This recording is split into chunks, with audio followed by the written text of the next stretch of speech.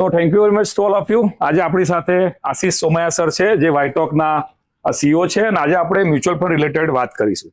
તો સાહેબ, ટૂંકમાં તમે જે આપણા એક્ઝિસ્ટિંગ ઇન્વેસ્ટર છે, ઇન્ડિયામાં બહુ બધા નવા લોકો ઇન્વેસ્ટમેન્ટ મ્યુચ્યુઅલ ફંડમાં કરી રહ્યા છે, તો એક લાઈનમાં કહી દો કે મ્યુચ્યુઅલ ફંડ ઇન્વેસ્ટરની લાઈફમાં શું ચેન્જ કરી શકે છે અને શા માટે મ્યુચ્યુઅલ ફંડ સહી એનું કેમ્પેન અત્યારે ચાલી રહ્યું છે? એકચ્યુઅલી શું છે કે બધા લોકો પોતપોતાના વ્યવસાયમાં લાગેલા હોય છે, કરેક્ટ? અને પૈસા સાઈડ પર તમે કરતા જાઓ અને તમે તમારા વ્યવસાયમાં જેટલા પૈસા બનાવેલા હોય અને પછી સાઈડમાં તમે પૈસા રોકાણ કરો, એનું કે સેવિંગ કરો કે ઇન્વેસ્ટમેન્ટ કરો, અને જો તમે 5-10 વર્ષ સુધી એની ડિસિપ્લિન રાખો ને, તો તમને અલ્ટિમેટલી 10 વર્ષ પછી, 15 વર્ષ પછી, લાંબા ગાળામાં કે પછી તમારા નેક્સ્ટ જનરેશન માટે એટલું મોટું રોકાણ ઊભું થઈ જતું હોય છે અને એટલી મોટી સરપ્રાઈઝ લોકોને આગળ જતા. એટલે સરપ્રાઈઝની વાત એમ છે કે ભાઈ આજની તારીખમાં તમે વિચારી ન શકો એટલું મોટું રોકાણ તમે સાઈડમાં બાંધી શકો છો. પણ એના માટે એક જ છે કે ડિસિપ્લિન હોવું જોઈએ. જો આપણે રોજ એમાં કંઈક ને કંઈક ખટખટ કરીએ, એને ચાલવા નહીં દઈએ, તો કંઈ નહીં થાય. પણ તમે દર મહિને, દર વર્ષે પૈસા સાઈડ પર કરતા જાઓ ને મ્યુચ્યુઅલ ફંડમાં, ઇક્વિટીમાં રોકો, આગળ જતા એનું કેટલું મોટું કોર્પસ બની શકે છે, મને લાગે છે મોટા ભાગે લોકો ઇમેજિન બી નથી કરી શકતા. સર, તમે બી છેલ્લા 20 વર્ષથી આ ઇન્ડસ્ટ્રીમાં છો, હું પણ છેલ્લા 15 વર્ષથી રહ્યું, તો એવું ઓબ્ઝર્વેશન રહ્યું છે કે મિડલ ક્લાસના લોકો જેના રિટર્ન બી સારા બન્યા છે, છતાં પણ એ લોકો હજુ મ્યુચ્યુઅલ ફંડથી કે વધારે પૈસા રોકાણવાથી ડરે છે કેમ? એકચ્યુઅલી શું છે કે જે વચ્ચે વધઘટ થાય ને, ઊંચ નીચ થાય ને, જે ચીજ જે આપણે સમજો પૈસા ડિપોઝિટમાં મૂકતા હોઈએ, હવે ડિપોઝિટમાં કેવું છે કે ભાઈ તમને દર વર્ષે જો 7% મળવાના હોય, તમે 100 રૂપિયાની ડિપોઝિટ રાખો તો 100 રૂપિયાના 100 રૂપિયા તમારે રહે ને તમને 7% મળે, 7% મળે, એમાં કઈ વધઘટ થવાની નથી. પણ જયારે લોકો ઇક્વિટીમાં પૈસા રોકાણ કરતા હોય છે, તો લાંબા ગાળામાં તમે વિચાર કરો કે છેલ્લા 30-32 વર્ષથી 1991માં ઇન્ડિયાની માર્કેટ જ્યારથી ઓપન થઈ ત્યારથી 32 વર્ષથી સેન્સેક્સનું કમ્પાઉન્ડિંગ 14% છે. એનો શું મતલબ કે ભાઈ 4.5 થી 5 વર્ષમાં, દર 4.5 થી 5 વર્ષમાં સેન્સેક્સમાં જ પૈસા ડબલ થાય છે. પણ એ 14% એનું એવરેજ છે 32 વર્ષનું. પણ એમાં તમને બી ખબર છે કે ઘણા વર્ષ એવા છે જેમાં 100 ના 90 થાય અને ઘણા વર્ષ એવા છે કે જેમાં 100 ના 130 થાય, રાઈટ? એટલે સ્ટોક માર્કેટનું એ બેઝિક ચલન છે અને એ ચલનથી લોકો ગભરાતા હોય છે. પણ એને માટે જરૂરી શું છે કે ભાઈ તમે દર વર્ષે એમાં એક્સપેક્ટ નહીં કરો કે આપણે 14 એમ જ આવશે. ક્યારેક 30-40% આવે, ક્યારેક -20 પણ આવે, અને સરવાળે એનું એવરેજ એટલું આવે છે.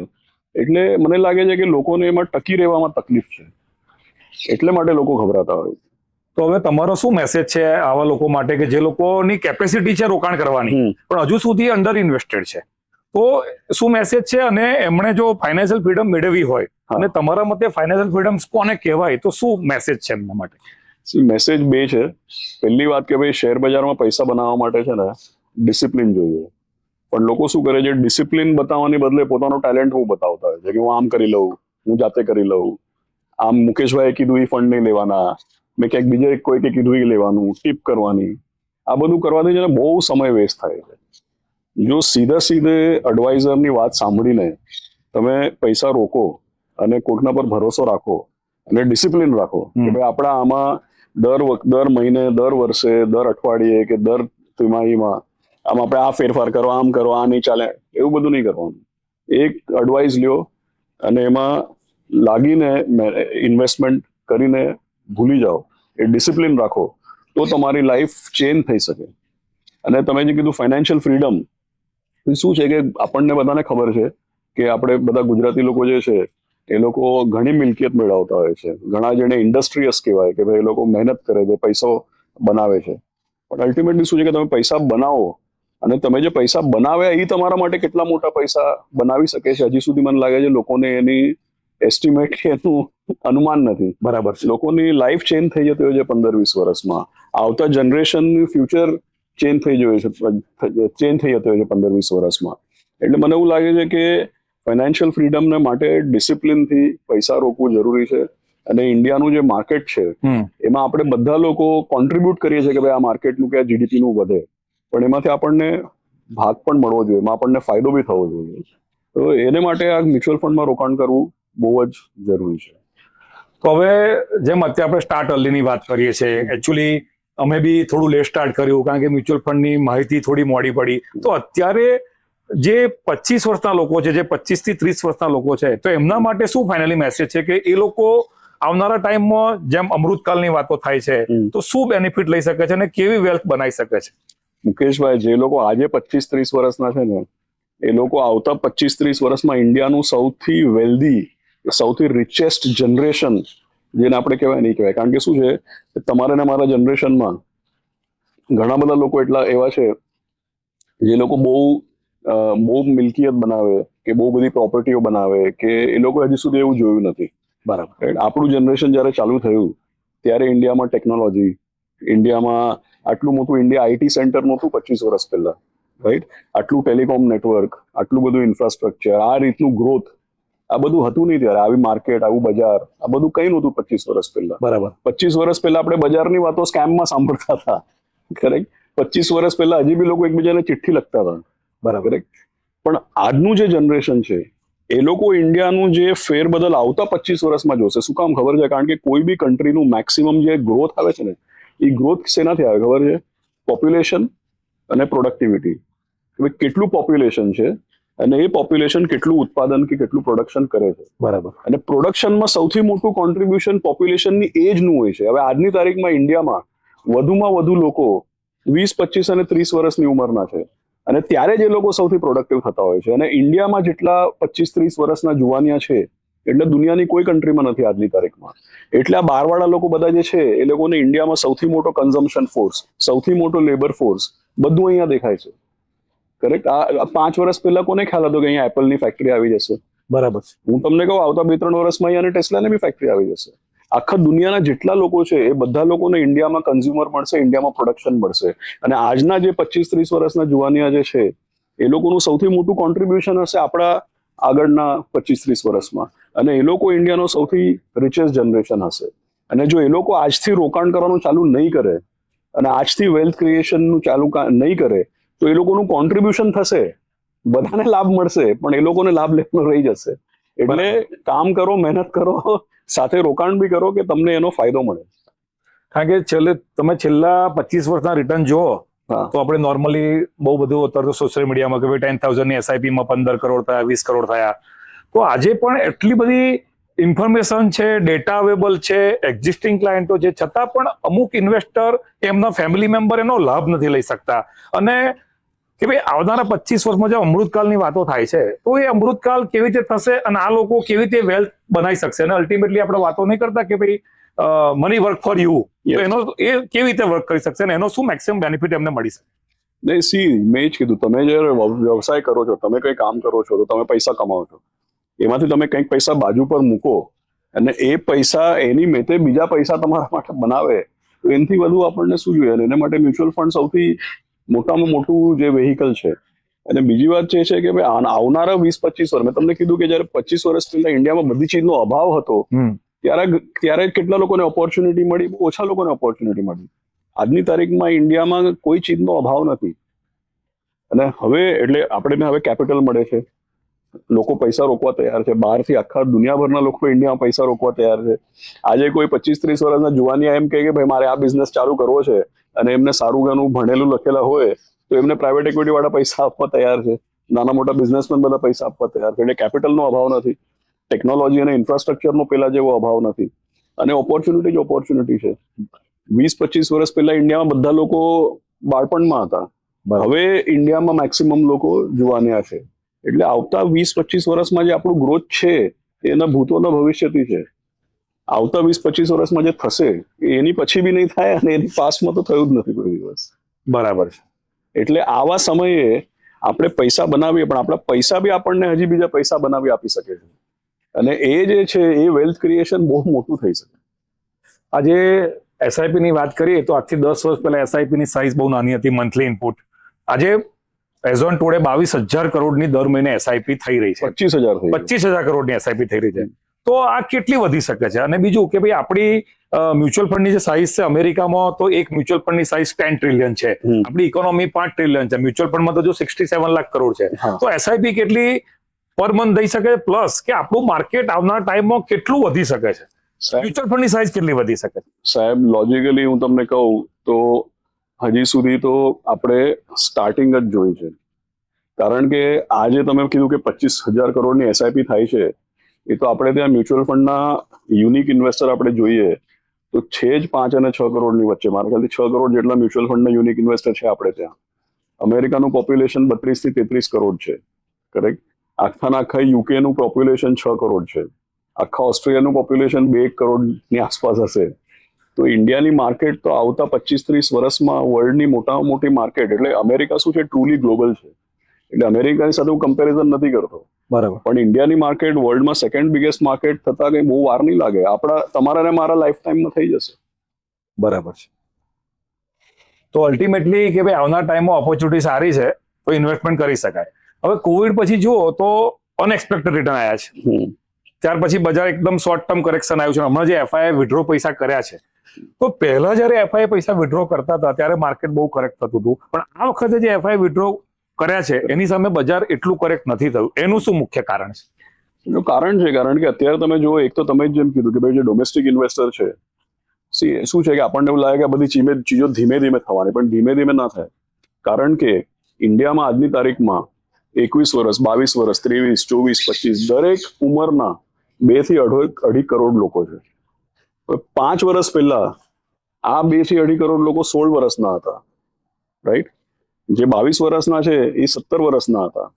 એટલે સડનલી શું થયું છે, છેલ્લા 5 થી 7 વર્ષમાં ઇન્ડિયામાં મેક્સિમમ લોકો દેવર કિડ્સ, દેવર ચિલ્ડ્રન, બાળપણમાં હતા, અને ધીમે ધીમે મેક્સિમમ નંબર ઓફ લોકો હવે જુવાનીમાં આવે છે, કરેક્ટ.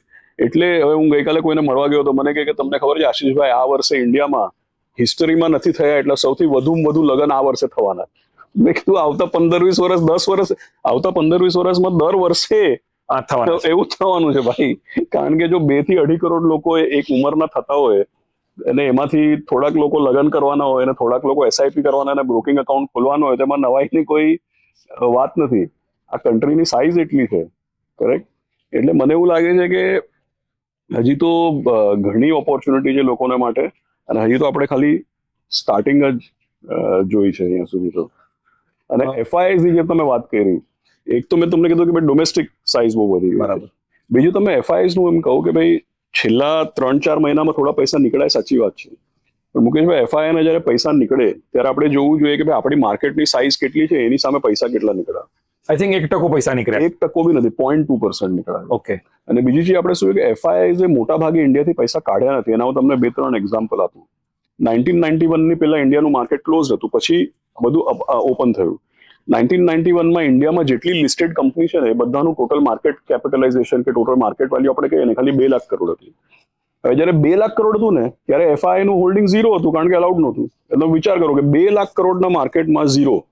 આજે આપણું માર્કેટની વેલ્યુ મારા ખ્યાલથી 450 લાખ કરોડ છે. બરાબર. એ 450 લાખ કરોડમાં 17.5% છે. એટલે તમે વિચાર કરો કે ભાઈ 2 લાખ કરોડમાં 0 હોય અને પછી માર્કેટ 250 ગણું વધે, અને 250 ગણું વધેલા માર્કેટમાં તમારું 0નું 17.5%, તમે વિચાર કરો કેટલો માલ એ લોકોએ લીધો હશે. બરાબર. અને ઇન્ડિયામાં તો પહેલેથી અત્યાર સુધી 50% માલ તો પ્રમોટર અને ગવર્મેન્ટ પાસે છે, એટલે બાકીના 50% માંથી 17.5% એ લોકો પાસે છે. બરાબર. રાઈટ. એટલે શું કે ડોમેસ્ટિકનું પ્રપોર્શન વધે તો સામે એફઆઈઆઈ નું પ્રપોર્શન ઘટે એ કહેવાય, પણ સરવાળે તમે જોવો તો એ લોકોએ બહુ કંઈ વેચ્યું નથી. બરાબર. અને મને યાદ છે છેલ્લા 15 વર્ષમાં 2010, 11, 12, 13 એમ તમે ગણો ને 15 વર્ષ થઈ ગયા ને 2024 સુધી, એમાં ખાલી 4 વાર એવું થયું છે કે એ લોકોએ થોડાક પૈસા કાઢ્યા છે, પણ નાખે ને ત્યારે 25, 30 બિલિયન ડોલર, એટલે 2 લાખ કરોડ રૂપિયા આવતા હોય છે. જયારે આવે ત્યારે 2 લાખ, 2.5 લાખ, 3 લાખ કરોડ આવતા હોય છે. બરાબર. એની સામે કાઢે ત્યારે 4 બિલિયન, 5 બિલિયન કે બહુ મોટા પૈસા નીકળ્યા નથી. એટલે મને એવું લાગે છે કે એફઆઈઆઈ અને India is A darling of FII, કારણ કે આપણે એ લોકોને સારું રિટર્ન આપ્યું છે. આપણા ઘણા બધા દર્શકોને નહીં ખબર હોય બરાબર. કે છેલ્લા 5, 10, 15, 20 વર્ષમાં અમેરિકા પછી, જેમ કે તમે ઘણા બધા એનઆરઆઈઝ ની સાથે વાત કરતા હો, તમે કોઈ બી એનઆરઆઈ ને દાખલા તરીકે પૂછો કે ભાઈ ઇન્ડિયામાં રોકાણ કરો, તો એ લોકો શું ગભરાતા હોય કે રૂપિયો તમારો ડેપ્રિસિએટ થાય છે. ડેપ્રિસિએશન થયા પછી આખા વર્લ્ડની જેટલી સ્ટોક માર્કેટ છે ને એમાં અમેરિકાની પછી સૌથી વધુમાં વધુ રિટર્ન ઇન્ડિયા આપે. ઇન ડોલર્સ, એટલે ડોલરમાં ગણો એટલે ડેપ્રિશિએટ થયા પછી. જો તમે વિચારો કે દર વર્ષે 4-5% રૂપિયો ડેપ્રિશિએટ થતો હોય ને, એ ડેપ્રિસિએશનનો માર ખાધા પછી India is second best market in the world. હવે તમે જયારે એનઆરઆઈ ની વાત કરી તો અમારા ચરોતરમાં નંબર ઓફ એનઆરઆઈ છે અને બધા મોસ્ટ એનઆરઆઈ ની એફડીઓ બહુ છે. તો આ એનઆરઆઈ માટે શું મેસેજ છે? એમની એફડીઓ બધી ઘણી બધી છે, બરાબર? તો જ્યારે એનઆરઆઈ વાત કરે છે ઇન્વેસ્ટમેન્ટ મ્યુચ્યુઅલ ફંડની, ત્યારે ડોલર ડેપ્રિસિએશનની કે ડોલર એપ્રિશિએટ થાય છે રૂપિયા, પણ જ્યારે એફડીમાં ઇન્વેસ્ટમેન્ટ કર્યું છે એવરેજ 7% રિટર્ન છે, તો એમને તો રિટર્ન મળતું જ નથી. તો આ એનઆરઆઈ માટે શું મેસેજ છે? અને બીજું કે જે લોકો ઉંમરવાળા છે, એમને થોડું રિસ્ક નથી લેવું, તો એફડીના પૈસા મ્યુચ્યુઅલ ફંડમાં રોકવા માટે ટેક્સ એફિશિયન્ટ કઈ પ્રોડક્ટ છે અને કેવી જગ્યાએ રોકાણ કરવું જોઈએ જેથી કરીને વધારે રોકાણ કરી શકે અને ટેક્સ એફિશિયન્ટ રિટર્ન મેળવી શકે ઇન્ડિયાના રોકાણકાર માટે અને એનઆરઆઈ રોકાણ માટે? જો મેં તમને કીધું છેલ્લા 15 વર્ષમાં પહેલી તો એક આપણે એ લોકોની ઇમ્પ્રેશન કરેક્ટ કરવી પડે કે ભાઈ તમે બહાર બેસીને તમને ઇન્ડિયાની બાબતમાં જાત જાતના ન્યૂઝ આવતા હશે, એ વાત સાચી છે. અહીંયા બહુ બધો કેઓસ ને બહુ બધો કન્ફ્યુઝન છે, બરાબર. પણ અલ્ટિમેટલી છેલ્લા 15 વર્ષમાં સેકન્ડ હાઈએસ્ટ રિટર્ન અમેરિકા પછી ઇન્ડિયામાં બન્યું છે. બરાબર. પણ ઘણા કેસમાં તો ઇન્ડિયાનું 20 વર્ષમાં ઇન્ડિયાનું વધારે રિટર્ન છે. હા, અને આવતા 15-20 વર્ષમાં તમે જોવો તો મને એવું લાગે છે કે અમેરિકા તો સારું એવું માર્કેટ રહેશે જ, અને અમેરિકામાં તો રોકાણ બધાએ કરવું જ જોઈએ. પણ અમેરિકા પછી હજી બી મને એવું લાગે છે કે અમેરિકા જેટલું રિટર્ન કે કદાચ વધારે કે એની આસપાસનું રિટર્ન હજી બી આવતા 10-15 વર્ષમાં ઇન્ડિયાનું આવશે. એટલે જો તમે ગ્લોબલ સિટીઝન હો, તમે અમેરિકામાં બેઠા હો અને તમારે જોવું પડે કે ભાઈ મારે ક્યાં રોકાણ કરવું જોઈએ, તો ઇન્ડિયા તો તમારા ટોપમાં હોવું જ જોઈએ. અને યુએસ સિવાયના જે ઇન્વેસ્ટર છે, યુકે છે, કેનેડા છે, ઓસ્ટ્રેલિયા, એના માટે તો ગલ્ફ કન્ટ્રીમાં છે, તો એના માટે તો સૌથી મોટું ઇન્વેસ્ટમેન્ટ ઇન્ડિયામાં હોવું જ જોઈએ. અને અત્યાર સુધી છે ને આપણે એનઆરઈ, એનઆરઓ ને એફડી ને એ બધી વાતો કરે છે, પણ તમારા જે ટ્રુલી જે તમારા ગ્લોબલ પૈસા છે ને, એમાં બી તમારે એલોકેશન ઇન્ડિયામાં મૂકવું. કારણ કે મોટા ભાગના એનઆરઆઈ શું કરે છે કે ઇન્ડિયાના પૈસા જ મૂવ કરતા હોય છે, ફોરેન થી પૈસા ઓછા લાવો. એકચ્યુઅલી અમે જો લાસ્ટ યરનો ડેટા જો તો ઇન્ડિયામાં 125 બિલિયન ઇન્ડિયામાં ટ્રાન્સફર થયા છે વર્લ્ડમાં રેમિટન્સ. તો હાઈએસ્ટ પૈસા ઇન્ડિયામાં એનઆરઆઈ લાવી રહ્યા છે. પણ એ બધા પૈસા એ લોકો મને લાગે છે કે શેર બજારના મ્યુચ્યુઅલ ફંડોમાં કે ઇક્વિટીમાં નથી નાખતા, અને એને માટે આપણે આ ઇમ્પ્રેશન થોડી ક્લિયર કરવી પડે કે ભાઈ ઇન્ડિયામાં સારું રિટર્ન બન્યું છે. અને બીજી વાત તમે જે કીધી કે જે લોકો એમ કે છે કે ભાઈ આ બધા એફડીના પૈસા પૂરા ઇક્વિટીમાં ના નાખાય, તો કમસે કમ આપણે બેલેન્સ એડવાન્ટેજ ફંડ કે ભાઈ એવા બી ફંડ છે મલ્ટી એસેટ છે જે ગોલ્ડ સિલ્વરમાં રોકાય છે. હા, કે ભાઈ 25-30% અમે ગોલ્ડમાં નાખીએ, સિલ્વરમાં નાખીએ, બાકી 25-30% ઇક્વિટીમાં નાખીએ, બાકી 50% ડેટ ફંડમાં નાખીએ. કે પછી જે બેલેન્સ એડવાન્ટેજ ફંડ છે કે જે ઓટોમેટિકલી બજાર ઉપર જાય તો ઇક્વિટીમાંથી પૈસા ઓછા કરીને ડેટમાં મૂકી દે, અને બજાર નીચે આવે તો ડેટમાંથી ઓછા કરીને પૈસા પાછા ઇક્વિટીમાં નાખી દે, એટલે ટ્રેડ કરવાથી બી રિટર્ન બને છે. એટલે બધા ઓપ્શન છે, ખાલી ઇક્વિટીમાં નાખે એવું જરૂરી નથી. થોડીક વાત તમે સિસ્ટમેટિક વિથડ્રો પ્લાન એસડબ્લ્યુપી ની કરો કે એસડબ્લ્યુપી શું છે અને કેવી રીતે ઇન્વેસ્ટર એનો બેનિફિટ લઈ શકે? એકચ્યુઅલી શું થતું હોય છે કે એફડી ની બદલે જે એસડબ્લ્યુપીમાં, એફડી ની બદલે કયા જાતના ફંડમાં મુકાય તો આપણે વાત કરી. પછી બીજી વાત એમાં કે તમે એફડીમાં હો તો તમને દર વર્ષે ઇન્ટરેસ્ટ તો આવતો જ હોય છે, રાઈટ? તો પછી તમે આ બધા ફંડમાં મૂકી દો તો એફડી કરતા સારું રિટર્ન આવે, એ બધું વાત સાચી. પણ અમને જો દર મહિને દર વર્ષે ઇન્ટરેસ્ટ જોતો હોય એમાંથી, તો એ કેવી રીતે મળે? તો મ્યુચ્યુઅલ ફંડમાં એ બી બધી ફેસિલિટી છે કે ભાઈ આ બધા જે ફંડો છે, મલ્ટી એસેટ ફંડ છે કે બેલેન્સ ફંડ છે, એમાં સમજો આપણે એમ વિચાર કરતા હોઈએ, હિસ્ટ્રી જોઈએ, આપણે એના પોર્ટફોલિયો જોઈને એઝ એ એડવાઇઝર તમે એમ ધારો કે ભાઈ આમાં 8-1% જેવું રિટર્ન આમાં આવે છે, એટલે સમજો લાંબા ગાળામાં તો 10-12% વધારે સમજો રિટર્ન આવે, પણ લોએસ્ટમાં લોએસ્ટ તમે એમ વિચાર કરો કે ભાઈ આમાં 8-1%ની રેટ પર આપણે વિડ્રોવલ લઈએ, તો તમે એમાં ઓટોમેટિકલી ફંડમાં એક વિડ્રોવલ સેટ કરી દો કે ભાઈ દર વર્ષે મને 8% લેખે પૈસા મળવા જોઈએ. એટલે દર વર્ષે 8% લેખે કે પછી દર મહિને 60 પૈસા લેખે 0.6% લેખે તમને આવવા જોઈએ. તો એ તો બધી મ્યુચ્યુઅલ ફંડની ફેસિલિટી છે સિસ્ટમેટિક વિડ્રોવલની, કે દર મહિને આટલા પર્સન્ટેજ તમને આવે કે પછી દર વર્ષે એ ઓટોમેટિકલી તમે સેટ કરી દો. અને એનાથી શું થતું હોય છે કે જે ફંડ તમારું ઇન્વેસ્ટેડ છે એના કેપિટલમાંથી તમે પૈસા નહીં કાઢો, બરાબર છે? જે એનું ગ્રોથ છે, ગ્રોથનું એસ્ટિમેટ કરીને ગ્રોથમાંથી જ કાઢો, કેપિટલમાંથી નહીં કાઢો. અને જો વચ્ચે વધઘટ બી થાય તો બી સરવાળે કેપિટલ નહીં તૂટે તમારું. એ રીતે એસડબ્લ્યુપી સેટ કરી શકાય એમાં. હવે એસઆઈપી ની જયારે વાત કરીએ ને ત્યારે ઘણા લોકો 50,000ની, 1 લાખની, 2 લાખની, 4 લાખની એસઆઈપી કરે છે. ઘણા બધા લોકોની કેપેસિટી છે કે લોકો વધારે કરી શકે છે, તો કેટલી કરી શકે? અને બીજી વસ્તુ શું છે કે ભાઈ ઘણીવાર ઇન્વેસ્ટરના રિટર્ન છેલ્લા 5, 10, 15 વર્ષમાં ઘણા સારા બન્યા છે. જ્યારે આપણે વાત કરીએ કે ભાઈ તમારો પોર્ટફોલિયો 10 કરોડ, 25 કરોડ, 50 કરોડ, 100 કરોડ થઈ શકે, ત્યારે કોઈ બિલીવ નથી કરતું. આ એક સિમ્પલ કેલ્ક્યુલેશન છે કે ભાઈ ઇન્ડિયા 15%થી ગ્રો થઈ રહ્યું છે, રિટર્ન 15%થી આવી રહ્યા છે, તો એમના માટે શું મેસેજ છે કે શું આવું ખરેખર થઈ શકે છે? ડિસિપ્લિનની આપણે વાત કરીએ ને રોકાણ કરવા માટે, તો લાંબો ગાળો એ તો જોઈએ. બીજી વાત, આપણે રિટર્ન સારું મળે છે એ બી આપણે વાત કરી, પણ ભાઈ લાંબા ગાળા માટે વેઇટ કરો, રિટર્ન બી સારું મળશે, પણ અલ્ટિમેટલી પૈસા તમે કેટલા નાખો છો એ તો ઇમ્પોર્ટન્ટ છે જ ને કંઈ. એક્ઝેક્ટલી એટલે હું લાંબા ગાળાની વાત કરું અને 14-15% રિટર્નની વાત કરું પણ નાખું એમાં ₹1 તો કોઈનો બંગલો નહીં બને એનાથી. કરેક્ટ? એટલે શું છે કે આપણી જે હેસિયત છે, આપણું જે સ્ટાન્ડર્ડ ઓફ લિવિંગ છે એ improve કરવું હોય એના પ્રમાણે આપણે રોકાણ કરવું પડે. ભાઈ તમે તમારી પાસે વર્ષની તમારી 1 કરોડની ઇન્કમ હોય અને એમાંથી નાખો તમે ₹50,000 તો તમારા બાકીના 99 લાખની ઉપર શું રિટર્ન આવશે? અને આ ₹50,000 ઉપર પછી 20% બી આવે તો એટલો શું એટલે અલ્ટિમેટલી ફાયદો નથી. અંડર ઇન્વેસ્ટેડને લીધે જે છેલ્લા 5-10 વર્ષમાં ઇન્ડિયામાં જે તેજી આવી એનો લાભ ના લઈ શક્યા. ઓફકોર્સ Actually એ ખરેખર વધારે પૈસા રોકી શકતા હતા. એક્ઝેક્ટલી. તો અલ્ટિમેટલી આજે પણ ઘણા નવા ઇન્વેસ્ટર આવે છે તો એ લોકો શું કરે કે મ્યુચ્યુઅલ ફંડને એઝ એ ટેસ્ટિંગ તરીકે ઇન્વેસ્ટ કરે છે. હવે છેલ્લા 4 વર્ષમાં જુઓ તો રિટર્ન એક્સ્ટ્રાઓર્ડિનરી બન્યા છે. તો અલ્ટિમેટલી માર્કેટને પ્રિડિક્ટ કરી શકાય નહીં. તમે ટાઈમ આપો તો બનશે પૈસા. એમાં ઘણા લોકોની ઇનફેક્ટ ભૂલ થતી હોય છે. શું કરે છે? માર્કેટમાં સિક્લિકાલિટી વધઘટ ઊંચની જ આવે એટલે લોકો શું કરે કે જ્યારે એ લોકોનું બહુ કોન્ફિડન્સ આવે ને ત્યારે મોટા પૈસા રોકે અને જ્યારે કોન્ફિડન્સ ના હોય ને ત્યારે પરાણે તમે કીધું એટલે નાના ત્યારે મોટા. ઓપોર્ચ્યુનિટી ખરેખર કોન્ફિડન્સ ના હોય ત્યારે હોય. હા, તો એકચ્યુઅલી મારે કહેવાનો મતલબ એ જ હતો કે ભાઈ તમને આગળ જતા કેટલું રિટર્ન મળશે એનું તમારા ઇન્વેસ્ટમેન્ટના કોન્ફિડન્સ લેવલ સાથે કોઈ લેવા દેવા નથી. બરાબર અને જો લેવા દેવા હોય તો ઊંધું છે actually. બરાબર છે. રાઈટ? કે લોકોને કોન્ફિડન્સ ક્યારે આવે? તો છેલ્લા 3-4 વર્ષમાં પૈસા ડબલ થયેલા હોય ને એટલે લોકોને બહુ કોન્ફિડન્સ આવે, બહુ જુસ્સો આવે. ત્યાં ગ્રેટ પણ ટાઈમ ત્યાં- ઇન્વેસ્ટ કરો. કરો અરે ભાઈ પછી ત્યાંથી તો પછી રિટર્નનું એવરેજ નીચે જતું રહે છે. એટલે જ્યારે આપણને કોન્ફિડન્સ નો આવે ને ત્યારે સામેવાળા પર ભરોસો કરીને આપણે ઇન્વેસ્ટ કરીએ ને એમાં વધારે બને છે. તો સર અત્યારે એક નવી ઓપોર્ચ્યુનિટી ખુલી છે એનઆરઆઈ ઇન્વેસ્ટર માટે, ગિફ્ટ સિટી. હા, તો ગિફ્ટ સિટીની થોડીક વાત કરો ટૂંકમાં, જેથી કરીને અમારી જોડે ઘણા બધા એનઆરઆઈ ક્લાયન્ટ છે, ચરોતર એક એનઆરઆઈ બેઝ છે. ઓફકોર્સ. તો એનઆરઆઈ ગિફ્ટ સિટીમાં રોકાણ કેવી રીતે કરી શકે અને શા માટે એનઆરઆઈ ગિફ્ટ સિટીમાં રોકાણ કરવું જોઈએ? એકચ્યુઅલી શું છે કે આપણે અત્યારે વાત કરીએ કે ભાઈ એનઆરઆઈએ ઇન્ડિયામાં શું કામ રોકાણ કરવું જોઈએ, કઈ રીતે કરવું જોઈએ, કઈ જાતનો સ્કોપ છે, આગળ જતા વધુ રિટર્ન મળશે, બધી વાત થઈ. પણ અલ્ટિમેટલી શું છે કે જ્યારે એનઆરઆઈ રોકાણ કરતા હોય છે ત્યારે ઇન્ડિયામાં જે બેન્કિંગ સિસ્ટમ છે, જે ટેક્સેશન છે, તમે એનઆરઈ અકાઉન્ટથી કરો.